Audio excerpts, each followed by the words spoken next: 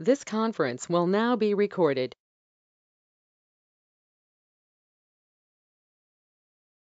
वरहमतुल्लाहि वबरकातुह। अऊज़ु बिल्लाहि मिनश शैतानिर रजीम। बिस्मिल्लाहिर रहमानिर रहीम। रब्बि इश्रह ली सदरी व यस्सिर ली अमरी वहलुल उक़दतम मिन लिसानी यफ़क़हू क़ौली। रब्बि ज़िदनी इल्मा। अल्लाहुम्मा अरिनल हक़्क़ हक़्क़न वरज़ुक़ना इत्तिबाअह व अरिनल बातिला बातिलन वरज़ुक़ना इज्तिनाबह। आमीन या रब्बल आलमीन। अल्लाहुम्मा तहिर क़ुलूबना मिनन निफ़ाक़ व अअमालना मिनर रिया व अलसिनतना मिनल कज़िब व अअयुनना मिनल ख़ियाना फ़इन्नक तअलमु ख़ाइनतल अअयुनि वमा तुख़फ़िस सुदूर। आमीन या रब्बल आलमीन। बिस्मिल्लाहिर रहमानिर रहीम। ऑटम 2021 क्वेश्चन नंबर 2, उसका ए पार्ट बच्चे हम सॉल्व करने लगे। सबसे पहले बच्चे इस क्वेश्चन की रिक्वायरमेंट पढ़ते हैं। क्वेश्चन नंबर 2 की ए रिक्वायरमेंट में एग्जामिनर क्या कह रहा है? कह रहा है provision of income tax ordinance 2001 के मुताबिक आपने एडवाइस करना है मुख्तार को कि इन मैटर्स को कैसे वो डील करे वेल्थ स्टेटमेंट में और वेल्थ रिकॉन्सिलिएशन स्टेटमेंट में। 4 मार्क्स का ये क्वेश्चन है। 4 मैटर्स आपके सामने बताए हुए हैं उसने। मुख्तार एक रेजिडेंट इंडिविजुअल है, रेजिडेंट भी है और इंडिविजुअल भी। फाइनलाइज कर रहा है अपनी वेल्थ स्टेटमेंट को टैक्स ईयर 2021 के लिए।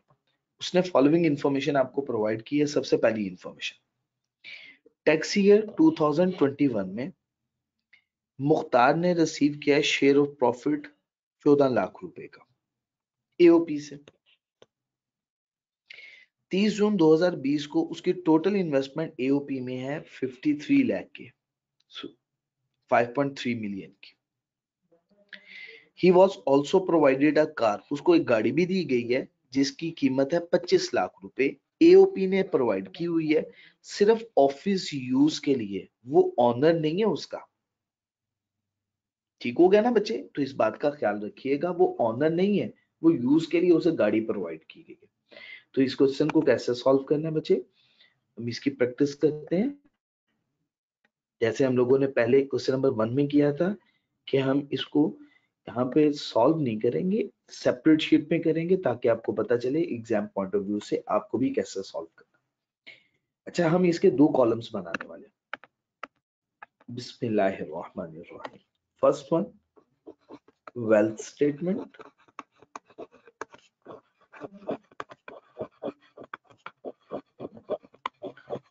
Second one wealth reconciliation statement. Wealth statement में क्या इफेक्ट होगा और वेल्थ रिकॉन्सिलिएशन स्टेटमेंट में इन एडजस्टमेंट्स का क्या इफेक्ट होगा हमें बताना। ठीक हो गया जी बच्चे? अच्छा जी बच्चे, सबसे पहली फर्स्ट वन इंफॉर्मेशन है, इसमें हमें वेल्थ स्टेटमेंट में कौन कौन सी फिगर शो करवानी। सबसे पहली figure investment opening balance of rupees 5.3 million. Wealth reconciliation statement में ये फिगर शो करवाएंगे। ऐड करना है शेयर ऑफ प्रॉफिट, इसको भी शो करवाएंगे। शेयर ऑफ प्रॉफिट कितना रिसीव हो रहा है? शेयर ऑफ प्रॉफिट रिसीव हो रहा है 1.4 मिलियन।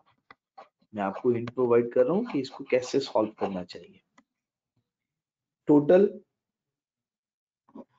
6.7 मिलियन। वेल्थ स्टेटमेंट में इतनी फिगर शो करवाई जाएगी। ठीक है जी। अच्छा, जबकि अब जो गाड़ी प्रोवाइड की गई है, कार प्रोवाइडेड बाय एओपी, जो कार प्रोवाइड की गई है एओपी ने प्रोवाइड की हुई है, यूज के लिए, इस्तेमाल के लिए दी हुई है। इज नॉट शोन, इसको नहीं शो करवाएंगे इन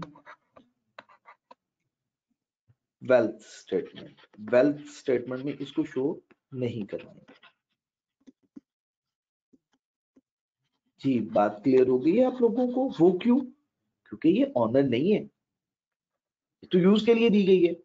कुछ अरसे के बाद जब ये एओपी को या किसी भी तरह से इसको रिटायर हो जाता है या यहाँ से रेजिग्नेशन दे के चला जाता है, तो ये तो गाड़ी उसे वापस करनी पड़ेगी, तो ये गाड़ी का ऑनर नहीं है, इस वजह से वेल्थ स्टेटमेंट में शो नहीं करवाएगा। अच्छा, वेल्थ रिकॉन्सिलिएशन स्टेटमेंट में क्या इफेक्ट होगा? वेल्थ रिकॉन्सिलिएशन स्टेटमेंट में जस्ट शेयर ऑफ प्रॉफिट,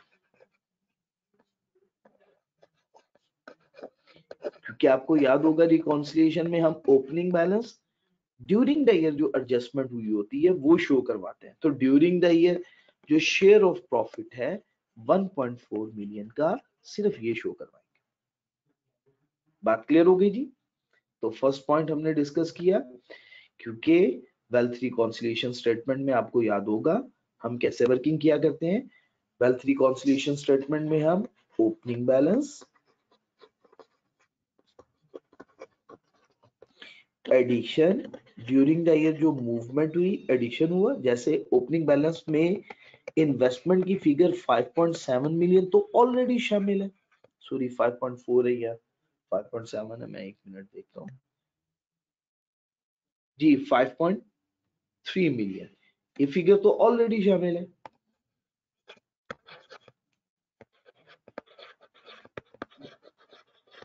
तो ओपनिंग बैलेंस तो ऑलरेडी हम लिखेंगे, हाँ इसमें ऐड क्या करेंगे? शेयर ऑफ प्रॉफिट को।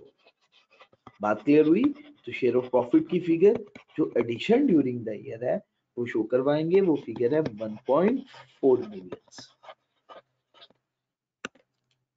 जी कोई कंफ्यूजन तो नहीं? फर्स्ट वन पॉइंट हमने डिस्कस कर लिया। अब नेक्स्ट वन, बिस्मिल्लाहिर्रहमानिर्रहीम। सेकंड पॉइंट पढ़ते हैं फिर इसको सॉल्व करेंगे इंशाल्लाह। जी 2014 में उसने 10 तोला गोल्ड परचेज किया 5 लाख रुपए का। 2014 में 10 तोले गोल्ड को परचेज किया, 2014 में परचेज किया। 30 जून 2021 में इसकी मार्केट वैल्यू है 1,07,000 पर तोला। ठीक हो गया जी बच्चे? 2014 में पर तोला 50,000 था, अब इसकी मार्केट में वैल्यू 1,07,000। अच्छा, अब आपको पता है इनकम टैक्स वाला फेयर मार्केट वैल्यू के कॉन्सेप्ट को तो एग्री नहीं करता, तो हम क्या करेंगे? वेल्थ स्टेटमेंट में इसका क्या इफेक्ट होगा? वेल्थ स्टेटमेंट में हम शो करवाएंगे 10 तोला गोल्ड, कितने का जी? ₹500,000 एज इट इज शो होगा क्योंकि वेल्थ है। ठीक हो गया? और इसकी करंट मार्केट वैल्यू को इग्नोर कर देंगे, तो आपने लिखना है ignore the current market value, इसकी करंट मार्केट वैल्यू को इग्नोर कर।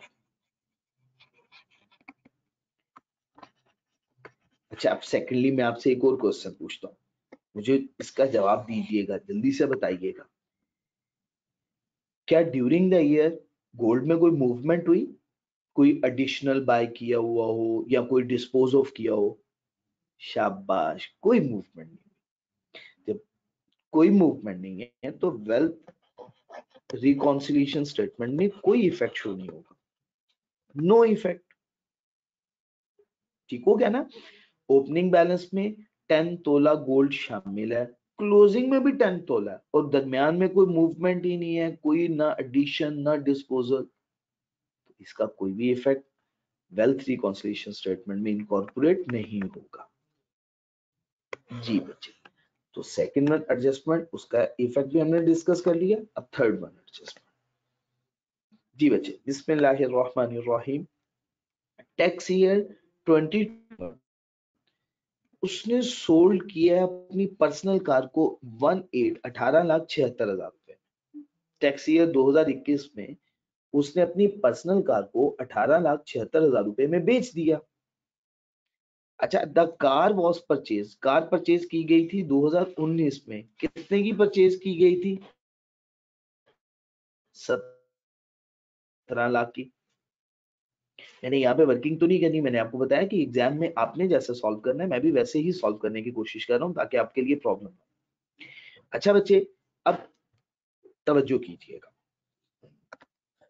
उसने ये पर्सनल एसेट सेल किया। अब अपनी बुक्स में अगर वो एंट्री पोस्ट करता है तो वो एंट्री क्या पोस्ट करेगा? बैंक डेबिट या कैश को डेबिट करेगा। उसने कार को सेल कर दिया, कितने में सेल किया? 18,76,000 रुपए में। और क्रेडिट किसे करेंगे? कार को, क्योंकि उसको डिस्पोज ऑफ किया हुआ। कितने में? 18,76,000 रुपए। अगर मैं आपसे पूछूं नेट इफेक्ट क्या होगा, तो आप मुझे कहेंगे यहाँ पे तो डिक्रीज इन एसेट हो गया, दूसरी तरफ एसेट इंक्रीज हुआ। एक एसेट की फॉर्म से दूसरे एसेट की फॉर्म में चेंजेस हो गई।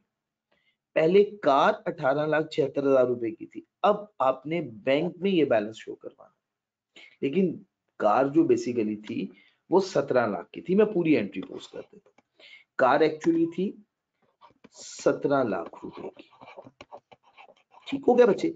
और गेन कितने का गेन कैलकुलेट करें? 176,000, एक्चुअली गेन इतने का। तो ये इफेक्ट होगा, ये इनकम रिकॉर्ड हो जाएगी। तो अब आपने करना क्या है? आपने शो करवाना है cash and bank balance. Excellent, cash and bank balance rupees 18,76,000। बात क्लियर हो गई? आपने कैश एंड बैंक बैलेंस को 18,76,000 रुपए से शो कर। अच्छा, अब मैं आपसे पूछूं वेल्थ रिकॉन्सिलिएशन स्टेटमेंट में चेंज कितने का आया? अब आपने मुझे बताना है चेंज कितने का है। ओपनिंग बैलेंस में कार कितने की शो हो रही थी लास्ट ईयर या इस साल के स्टार्ट में? लास्ट ईयर का क्लोजिंग बैलेंस इस साल का ओपनिंग बैलेंस है ना। ओपनिंग बैलेंस में 17 लाख रुपए की गाड़ी शो हो रही है।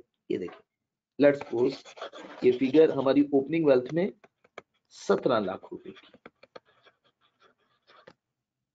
हमने डिस्पोज ऑफ की 18,76,000 रुपए की।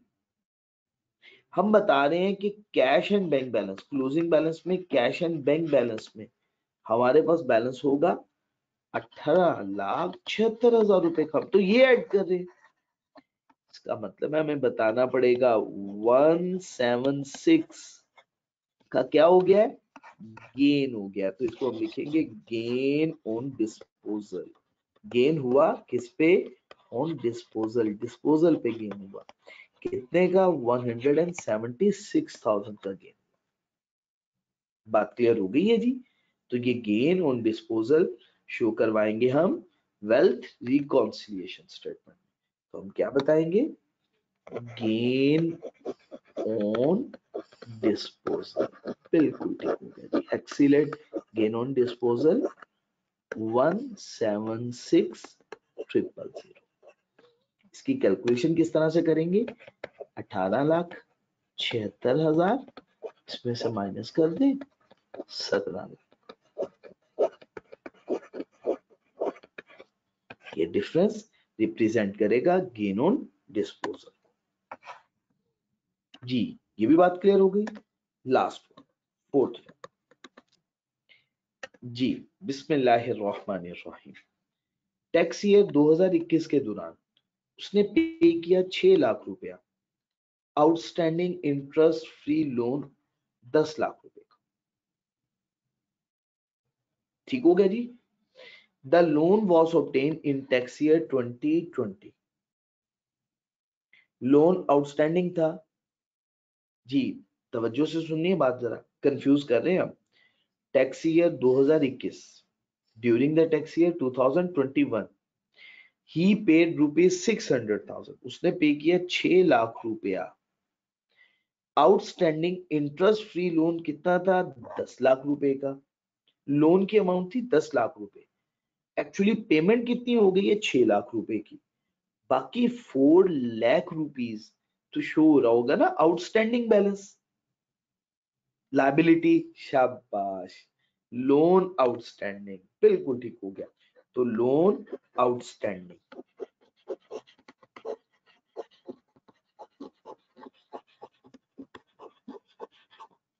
लोन आउटस्टैंडिंग कितना बैलेंस शो हो रहा होगा? 4 लाख रुपए का। वो क्यों? क्योंकि देखिए आपने बैलेंस कितना पे करना था, लोन की अमाउंट कितनी थी? 10 लाख रुपए। एक्चुअली आपने पेमेंट कितने की कर दी? 6 लाख रुपए की। अच्छा, 10 लाख में से 6 लाख की आपने पेमेंट कर दी, रिमेनिंग बैलेंस कितना पेएबल है? 4 लाख। क्लियर हो गया? ये लायबिलिटी। कोई प्रॉब्लम तो नहीं है जी बच्चे? अच्छा, वेल्थ रिकॉन्सिलिएशन स्टेटमेंट, मुझे बताइएगा कोई इफेक्ट होगा? वेल्थ रिकॉन्सिलिएशन स्टेटमेंट में कोई इफेक्ट नहीं होगा। वो क्यों? उसकी एंट्री पोस्ट करके मैं आपको बताता हूं। सबसे पहले लोन कितने का पे हुआ? 600,000 का। कैश कितने से डिक्रीज कर गया? 600,000 से। नेट इफेक्ट क्या?